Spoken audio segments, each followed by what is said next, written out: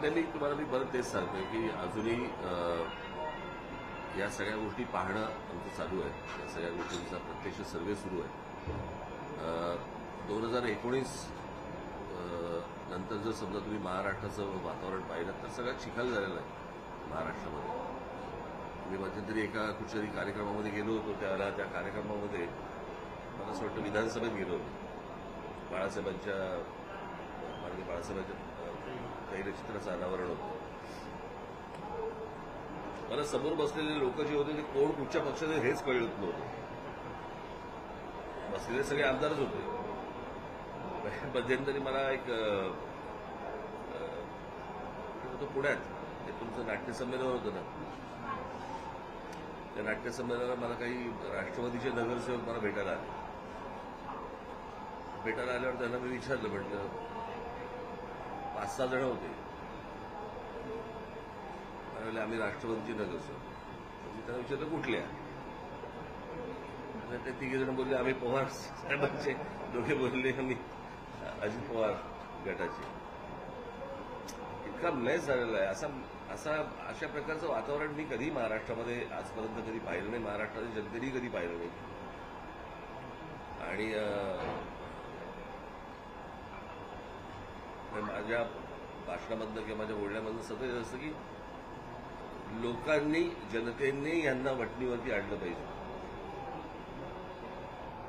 लोक जोपर्यंत वटणीवरती आणत नाही तोपर्यंत आपण जे करतोय ते योग्यच करतोय असं जर समजा त्यांना वाटत राहिलं तर महाराष्ट्राचा चिखल अजून खराब होणार. महाराष्ट्राचं वातावरण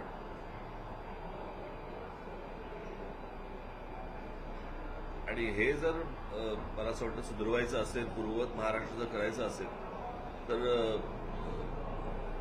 लोकांनी, जनतेने या गोष्टींचं भान ठेवणं गरजेचं आहे. आपण नुसतंच नरेंद्र मोदी देशाचे पंतप्रधान व्हावे असं वाटणं ठीक आहे, पण खालच्या लेवलला ज्या प्रकारचं राजकारण सुरू आहे, असं जर समजा एका व्यक्तीच्या नावाने जर खाली सगळा बेस होत राहिला तर हे काही पोषक चांगलं वातावरण नाही. आणि आपण एक गोष्टींचा विचार केला पाहिजे की आज आपण आज म्हणून बघतो आहोत, पण असे अनेक तरुण आहेत, अशा अनेक तरुणी आहेत महाराष्ट्रामध्ये की जे भविष्यामध्ये राजकारणामध्ये येऊ इच्छितात. त्यांच्यासमोरचं राजकारण काय हे?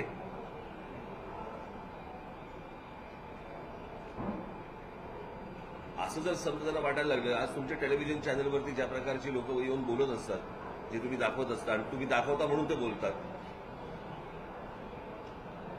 ज्या प्रकारची भाषा वापरतात, ज्या प्रकारच्या शिव्या देतात, जो येढाणा वर्ग आहे राजकारणामध्ये त्याला वाटतं की हेच राजकारण आहे.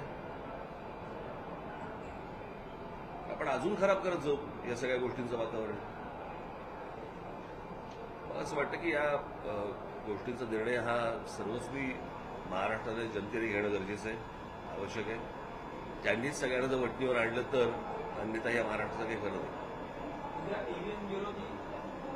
मोठी रॅली होणार आहे. आपण 3 वर्षापूर्वी ईव्हीएम विरोधी भाष्य केलं होतं. आपलं आता प्रसंगी भूमिका काय? मी आधी बोलतो आणि नंतर पटतं तुम्हाला,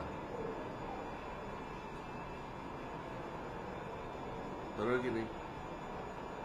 मी मराठा आरक्षणाच्या संदर्भात देखील मी हेच म्हटलं होतं की नाही, बोललो होतो की नव्हतो? काय झालं त्याचं शेवटी? तुम्ही माझ्या काळ्या केसावर जाऊ नका हो, बरं का? मी ज्या गोष्टी बोलतो या नीट विचार करून बोलत असतो आणि त्याचे होणारे परिणाम मी तुम्हाला आधी सांगत असतो. त्यावेळेला अनेकांना पटत नाहीत त्या गोष्टी, कालांतराने पटतात.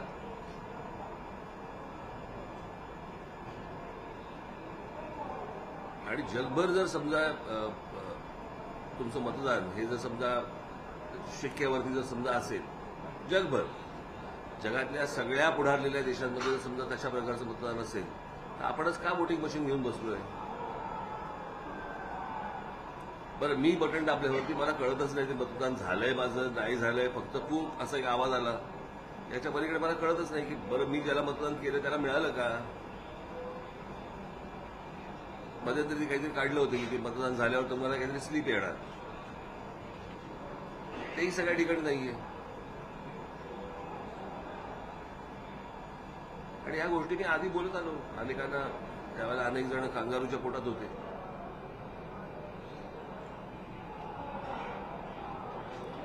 मराठा आणि ओबीसीचं जे राजकारण चालू यामुळे महाराष्ट्र एका वेगळ्या दिशेला न्यायचा प्रयत्न करणार. अर्थातच ना, मूळ जे विषय आहेत महाराष्ट्रासमोरचे जे विषय आहेत, आता आज फेब्रुवारी महिना सुरू आहे, महाराष्ट्रामध्ये दुष्काळाची परिस्थिती आहे, अत्यंत वाईट पाण्याची परिस्थिती आहे, बेरोजगारीचा प्रश्न आवासून उभा आहे महाराष्ट्रासमोर. या सगळ्या प्रश्नांकडे दुर्लक्ष करण्यासाठी जातीचे आधार घेतले जातात आणि सगळ्यांचं लक्ष उडवायचं.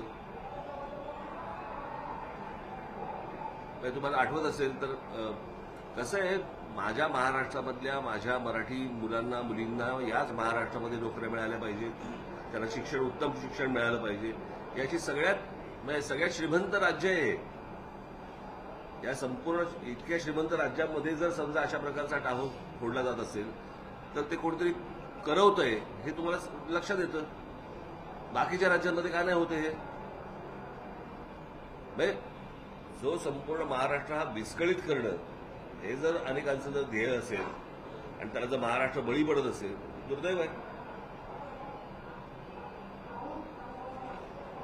आज मराठी शाळेचे काही विद्यार्थी तुम्हाला भेटले, काही प्रकार आपण मराठी शाळांनी साथ घातली, काय सांगा? काल शिक्षकांना वाचवलंय.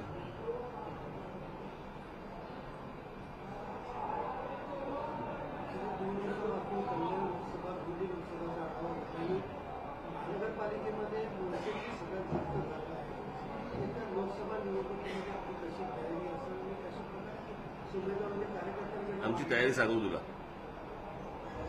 जाहीरपणे सांगू.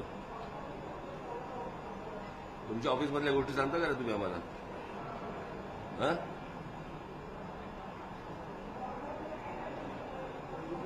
नाही, अनेक लोक मला विचारतात काय स्ट्रॅटेजी काय, कोण स्ट्रॅटेजी सांगतं काय? बरं, तुम्हाला हा जो सगळा महाराष्ट्राचा विस्कार जो झालेला आहे सगळा, इकडूनची तिकडे तिकडूनची इकडे, कधी ह्याबद्दलची स्ट्रॅटेजी कधी कोणी सांगितली का तुम्हाला? झाल्यावरतीच कळलं तुम्हाला. महिन्या 2 महिन्यावरती निवडणुका आल्या, पेशन्स ठेवा थोडा. मागणी होती की हा, मनसेचा खासदार द्यावा, बॅनर लागलेले मोठ्या प्रमाणात मागणी देखील या ठिकाणी. मागण्या होतच असतात. ठीक आहे, आता तोंड फुटली. हा, फुटताना तोंड फुटली.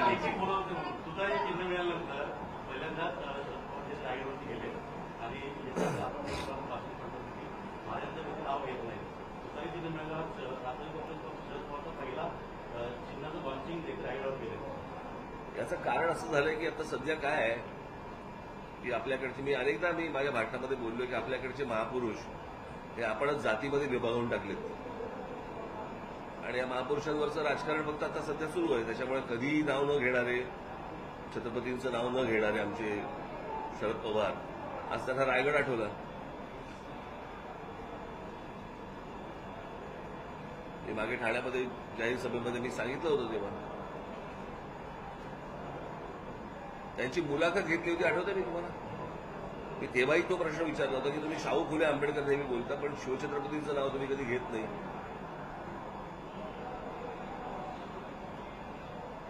शिवछत्रपतींचं नाव घेतल्यामुळे मुसलमानांची मतं जातात, अशा काहीतरी संभ्रमावस्थेमध्ये इतकी वर्ष त्यांनी काढली आणि आता त्यांना आठवलं. फुंकू दे. सर, राज्यामध्ये कायदा सुव्यवस्थेचा प्रश्न मोठ्या प्रमाणात आहे. कल्याण लोकसभा मतदारसंघामध्ये काही वाद झाले, अगदी गोळीबारापर्यंतची घटना घडली, त्यामध्ये राजकीय पार्श्वभूमी, राजकीय साधन आहे. अर्थातच आहे ना, अर्थातच झालेलं आहे त्याला. मला असं वाटतं की ते जे काही गणपतराव गायकवाड असतात, एखादा माणूस इतक्या टोकाला जाऊन गोळीबार का करेल हे पण मला असं वाटतं तपासलं पाहिजे ना. की या इथपर्यंत एक माणूस जातो की तिथे पोलीस स्टेशनमध्ये जाऊन गोळीबार करतो, त्या माणसाची मानसिक स्थिती काय असेल, त्या माणसाची मानसिक स्थिती इथपर्यंत कोणी आणली, कळलं का? ह्याच्या मला असं वाटतं सखोल चौकशी होणं गरजेचं आहे. कोर्टामध्ये ती होईलच. 2012 मराठी भाषेला अभिजात दर्जा देण्यात अद्यापही दर्जा दिला जात नाही. शासन त्याच्याबद्दल दिलं नाही. कसं आहे, मराठी भाषेला जो दर्जा द्यायचा आपण म्हणतोय मराठी भाषेसाठी, मराठी माणसांसाठी आहे. मी इतकी वर्ष हा सगळा लढा सुरू आहे. पण मराठी भाषेचा अभिमान असणारे आपल्याकडे किती लोक आहेत असे. मी खास करून राजकारणात बोलतोय, मी बाकी नाही म्हणत. मी राजकारणाची गोष्ट बोलतो. त्याला काही देणं घेणंच नाहीये. अभिजात भाषेचा दर्जा दिला म्हणजे काय दिलं असं विचारणारे लोक आहेत आपल्याकडे. यांच्याकडनं कुठची गोष्ट होणार आहे. पण मी नेहमी सांगत आलो तुम्हाला की राज्यांमध्ये राष्ट्रीय पक्षांची गरज नसते. राज्यातले पक्ष पाहिजेत आणि राज्यातले पक्षच हे या प्रकारचा दबाव वाढू शकतात आणि तरच त्या गोष्टी होतात.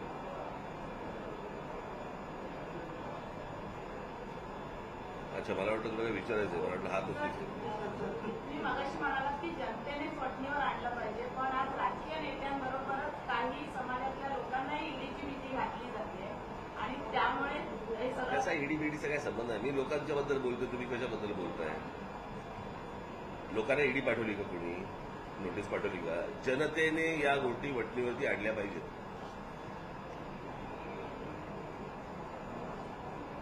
कळलं का. त्याशिवाय ते होणार नाही.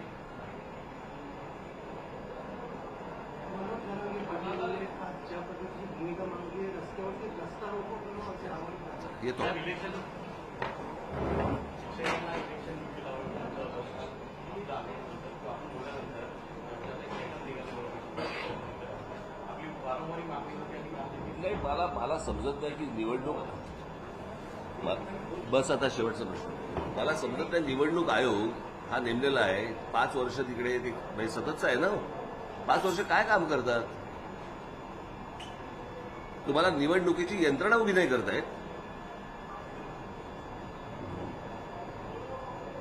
आणि मग ऐकायला यायचं आणि तुम्ही सांगायचं शिक्षकांवरती भार टाकायचं. आता काहीतरी ते जातीचे दाखले करण्यासाठी म्हणून ती लोक पाठवलेत. काय अर्थ आहे या गोष्टीला.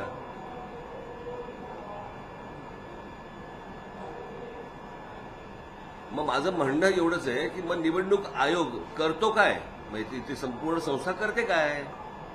काय करतात हे 5 वर्ष. आता काहीतरी म्हणे काहीतरी नवीन सर्क्युलर आणायचा काहीतरी प्रयत्न करतायत की शाळा संपल्यानंतर त्या शिक्षकांना काहीतरी कुठेतरी ते कामाला लावणार आहेत. करून तर बघा तुम्ही.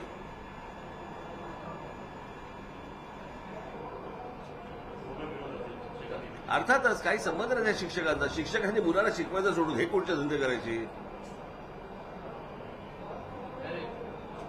मी म्हणता ठीक आहे, पण अजूनही शिक्षक घाबरले आहेत. त्याला तुम्ही का मेसेज द्या. कारण जातात शिक्षक. मी सांगितलं ना त्यांनी. त्या दिवशी आमचं शिष्टमंडळ गेलं ना, त्याच्यानंतर मुंबई महानगर आणि मुंबई शहर हे तर बंद झालं की नाही. पुढचंही बंद होईल आणि बघू तर देत ते कोणत्या प्रकारची कारवाई करतात ते. मी आहे ना, बसलोय ना इथे. तुमच्याकडे केस घेऊन यायचे काय चालत नाही. हा, काही प्रकार आले तर तुमच्याकडे घेऊन यायचं का ते प्रकार. येतातच. तुमचंही काय असेल तर सांगा. ठाण्यात शाळेत